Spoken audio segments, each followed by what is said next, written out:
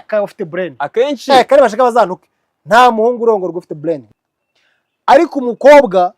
wakuye amafaranga ku mugabo wari ufite brain akagira ubwenge bwinshi ubwenge kwa bwatangiye kumushana kwa amafaranga arigenda nayo menshi none wa mukobwa akajya kuyasarura kwa mugabo araza katashaka umuhungu ujya gusa nkawe kuye amafaranga kwa mugabo none udafite ubwonko neguhe neza ngo ndashaka kuzadukora ikiganiro dufite mari tablo none nangwa gushwanyiriza musobanuro ukuntu bimeze umugabo yari afite vision amaze kugira vision abona amafaranga arashaka arunguka aratangira kubona yuko hari ibintu yasize inyuma atigeze ageramo kwa yirirwa mu birayi no mu biki satangiye gufita turn back udukobwa twiza dutangiye kumusoroma ko ubwenge bwatangiye kwa buke kuko mu gushaka ko yashatse umugore ufite future wife future material y'umugore itangiye kubyimbya konte z'umugabo umugabo agakuramo make akaza guha umukobwa babakobwa bafite babandi babasireye bahano none uwo mukobwa ufite beauty ntabwo atajya gushaka umuntu ufite brain ayongera akajya gushaka umugabo umeze nkaho wundi yakuye amafaranga ufite ubwiza gusa ufite amafaranga yakuye amafaranga yakuye ku mugabo ufite money without beauty akahita akataho umuhungu ufite beauty without brain kuko wa mugabo muri hejuru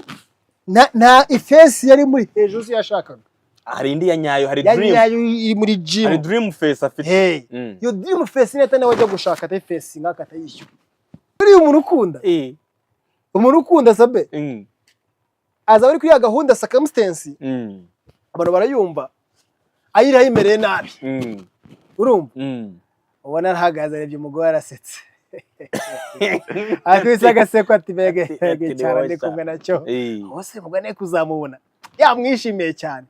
ariko my friend mu mugabo wawe uko akora ibinasinziriye face yawe mara transmitting amindi face ntago iyo ngero yashakaga arashaka undi ari kuri God deliver amara yasinziranye Alice yasinziranye Alice mere nabi we nta kindi cyo wamutijije your body ariko face ariho ntago ari yawe n'umukobwa uzamubona ari yaza muri gahunda circumstance ubona arebye umuhungu cyane aramwitegereje arishimye akataya kwa nk'umuhungu amuhe busy ko aravuze ati mana yanjye iyi niyo nashakaga ibi bintu byari kuzava ariko uzakora n'umukobwa wemereye ku nguku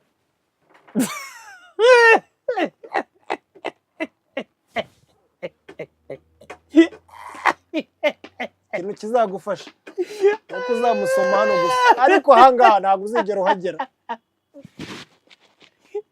nkunda gusoma